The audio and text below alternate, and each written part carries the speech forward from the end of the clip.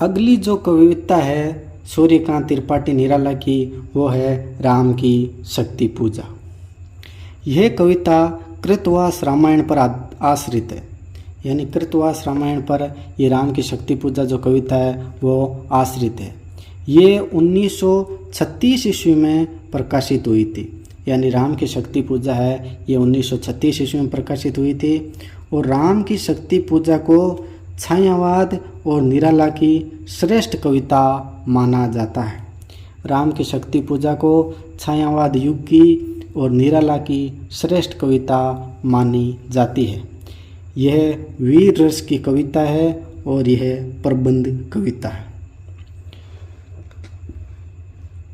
Doctor Nandkishore Naval का कहना है कि यह पत्नी प्रेम की कविता है, यानी डॉक्टर नंदकिशोर नवल कहते हैं कि राम की शक्ति पूजा है ये पत्नी प्रेम की कविता है। कुछ विद्वान राम की शक्ति पूजा को राष्ट्रीय काव्य धारा से जोड़कर देखते हैं। इन आलोचकों के अनुसार श्री राम इसमें गांधी जी का प्रतीक है, यानी कुछ विद्वान है वो राम की शक्ति पूजा को है ना राष्ट्रीय काव्य धारा से जोड़कर देखते हैं, और इन आलोचकों के अनुसार जो श्री राम है वो गांधी जी का प्रतीक है। और कविता में निराला ने लिखा भी है, शक्ति की करो मौलिक कल्पना और करो पूजन, छोड़ दो समर जब तक सिद्धि प्राप्त न हो रघुनंदन। यानी शक्ति की करो मौलिक कल्पना, करो पूजन और छोड़ दो समर जब तक सिद्धि प्राप्त न हो रघुनंदन। ये राम की शक्ति पूजा की जो कविता है उसमें लिखी गई पंक्ति हैं। राष्ट्रीय काव्य धारा के आलोचक राम की शक्ति पूजा को राष्ट्रीयता से जोड़ते हुए राम को गांधी जी का प्रतीक मानते हैं।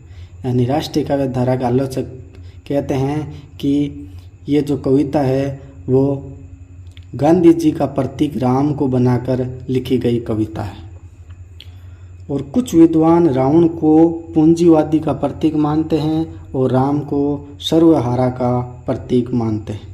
इस कविता में कुछ विद्वान राम को सर्वहारा का प्रतीक मानते हैं और गांधी जी है, गांधी जी को राम का प्रतीक मानते हैं, राम को सर्वहारा का प्रतीक मानते हैं। और कुछ विद्वान रावण को पूंजीवाद का प्रतीक मानते हैं। राम की शक्ति पूजा कविता को धार्मिक कविता भी कहा जाता है। इस कविता को असत्य पर सत्य की विजय का प्रतीक माना जाता है। यानी कुछ विद्वान तो इसको राष्ट्रीय काव्य धारा से जोड़कर देखते हैं और राम को गांधी जी का प्रतीक मानते हैं। कुछ विद्वान राम को सर्वहारा का प्रतीक मानते हैं और रावण को पूंजीवाद का प्रतीक मानते हैं। और जो कुछ विद्वान हैं इसे धार्मिक कविता के तौर पर देखते हैं और इस पर असत्य पर सत्य की विजय का प्रतीक माना जाता है। अगली जो सूर्यकांत त्रिपाठी निराला की कविता है वो है कुकुरमुत्ता। यह मार्क्सवादी कविता है। सूर्यकांत त्रिपाठी निराला का कहना है कि कविता का दायरा सीमित हो गया है और इसमें व्यापकता की आवश्यकता है। यानी कुकुरमुत्ता जो कविता है वो मार्क्सवादी कविता है और सूर्यकांत त्रिपाठी निराला कहते हैं कि कविता का जो दायरा है वो सीमित हो गया है और इसमें व्यापकता की ज़रूरत है। निराला पर जब प्रगतिवादी होने का आरोप लगाया तो उन्होंने ये वक्तव्य कहा। यानी निराला पर जब प्रगतिवाद का आरोप लगाया तो उन्होंने कहा कि कविता का दायरा है वो सीमित हो गया है और इसमें व्यापकता की आवश्यकता है। कुकुरमुत्ता कविता प्रगतिवादी विचारधारा की कविता है और कुकुरमुत्ता पूंजीवाद का प्रतीक है। यानी कुकुरमुत्ता जो कविता है वो प्रगतिवादी विचारधारा की कविता है और ये कुकुरमुत्ता पूंजीवाद का प्रतीक है। तो सूर्यकांत त्रिपाठी निराला की जो लंबी कविता है वो तो कंप्लीट हो चुकी है। अब देखते हैं सूर्यकांत त्रिपाठी निराला के काव्य संग्रह। तो पहला काव्य संग्रह है अनामिका, कब प्रकाशित हुआ 1923 ईस्वी में। यह निराला का पहला छायावादी काव्य संग्रह है। यानी पहला छायावादी काव्य संग्रह कौन सा है? अनामिका। कब प्रकाशित हुआ? 1923 ईस्वी में। और इसमें 7 कविताएं हैं। कितनी कविताएं हैं? 7। जूही की कली पहली बार अनामिका में ही प्रकाशित हुई थी। यानी जूही की कली जो कविता है वो सबसे पहले अनामिका में ही प्रकाशित हुई थी।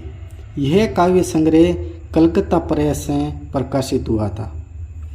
यह जो अनामिका काव्य संग्रह है वो कलकत्ता प्रेस से प्रकाशित हुआ था। इसमें सभी कविताएं छायावादी है। यानी जो अनामिका काव्य संग्रह है उसमें सभी कविताएं छायावादी है और इनमें 7 कविताएं कौन कौन सी है? जूही की कली, दीन, भिक्षुक, सांध्य गीत, बादल राग, विधवा और जन्मभूमि। ये जो 7 कविताएं हैं ये अनामिका काव्य संग्रह में सम्मिलित है और अनामिका जो काव्य संग्रह है ये छायावादी पहला काव्य संग्रह है। नोट: निराला की पहली कविता जूही की कली है और पहली प्रकाशित कविता भारत जन्मभूमि है। यह निराला की जो पहली कविता है वो तो जूही की कली ही मानी जाती है, लेकिन जो पहली प्रकाशित कविता है वो भारत जन्मभूमि मानी जाती है। सूर्यकांत त्रिपाठी निराला का जो दूसरा काव्य संग्रह है वो है परिमल। तो यह निराला का दूसरा काव्य संग्रह था।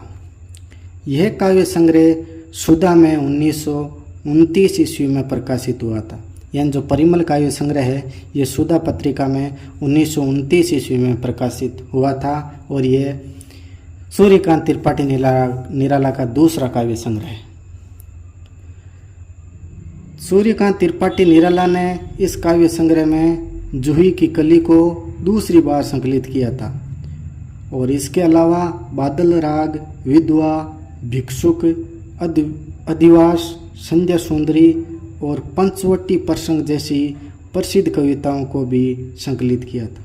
यानी सूर्यकांत त्रिपाठी निराला ने इस काव्य संग्रह में जूही की कली को दूसरी बार संकलित किया था और इसके अलावा बादल राग, विधवा, भिक्षुक, अधिवास, संध्या सुंदरी और पंचवटी प्रसंग जैसी प्रसिद्ध कविताओं को भी परिमल में संकलित किया था। जो चौथा काव्य संग्रह है वो है अणिमा और जो सूर्यकांत त्रिपाठी निराला का जो तीसरा काव्य संग्रह है वो है गीतिका। उसको हम बाद में पढ़ेंगे। पहले है अणिमा। तो ये 1943 ईस्वी में प्रकाशित हुआ था और यह निराला का चौथा काव्य संग्रह। अणिमा है वो 1943 ईस्वी में प्रकाशित हुआ था। जो निराला का कौन सा काव्य संग्रह? चौथा काव्य संग्रह। गणपति चंद्र गुप्त का मानना है कि इस काव्य संग्रह में नीतिपरक, भक्तिपरक और विचार प्रधान कविताएं हैं। यानी गणपति चंद्र गुप्त कहते हैं कि जो अणिमा काव्य संग्रह है उसमें नीतिपरक, भक्तिपरक और विचार प्रधान कविताएं हैं। इस काव्य संग्रह में महात्मा गांधी, जवाहरलाल नेहरू, पंडित विजयलक्ष्मी और महादेवी वर्मा पर यह श्रद्धा भाव से लिखित कविताओं का संकलन है। यानी इस काव्य संग्रह में महात्मा गांधी, जवाहरलाल नेहरू, पंडित विजयलक्ष्मी और महादेवी वर्मा पर यह श्रद्धा भाव से लिखित कविताओं का संकलन है। अगला जो तीसरा काव्य संग्रह है वो है गीतिका। गीतिका काव्य संग्रह प्रकाशित हुआ था 1936 ईस्वी में और यह इनका खंड काव्य है। यानी सूर्यकांत त्रिपाठी निराला का जो गीतिका काव्य संग्रह है वो खंड काव्य है और यह इनके गीतों का संग्रह है। गीतिका जो काव्य संग्रह है वो इनके गीतों का संग्रह है। इसमें कविताएं गीत शैली में लिखी गई है और यह इनका तीसरा काव्य संग्रह है। यानी गीतिका में सूर्यकांत त्रिपाठी निराला की कविता गीत शैली में लिखी गई है और यह इनका तीसरा काव्य संग्रह है। चलिए आगे चलते हैं। सूर्यकांत त्रिपाठी निराला का जो अगला काव्य संग्रह है वो है नए पत्ते और ये कब प्रकाशित हुआ था? ये 1946 ईस्वी में प्रकाशित हुआ था। डॉक्टर दूधनाथ सिंह का मानना है कि यह व्यंग्यात्मक गीतों का संग्रह है। जो नए पत्ते हैं ये व्यंग्यात्मक गीतों का संग्रह है और इसमें सभी गीत व्यंग्यात्मक लिए हुए हैं। ये नए पत्ते जो काव्य संग्रह है वो व्यंग्यात्मक गीतों का संग्रह है और उसमें सभी जो गीत है वो व्यंग्यात्मकता लिए हुए हैं। अगला काव्य संग्रह है बेला और बेला है वो 1946 ईस्वी में प्रकाशित हुआ था और ये भी क्या है? निराला के गीतों का संकलन है।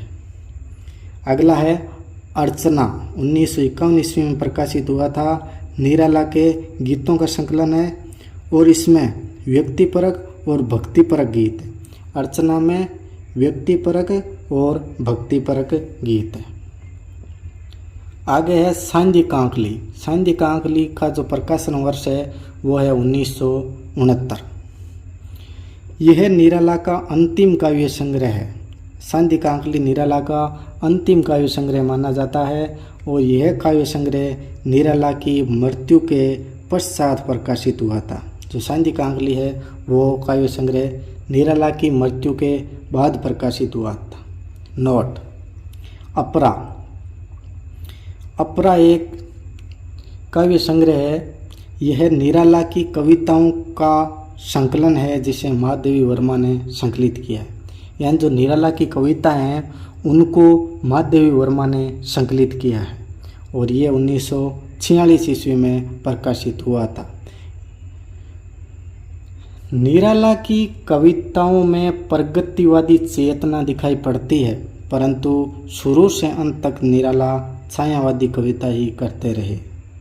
यानी निराला की जो कविता है उनमें प्रगतिवादी चेतना दिखाई पड़ती है, लेकिन शुरू से लेकर अंत तक निराला छायावादी कविता ही करते रहे थे।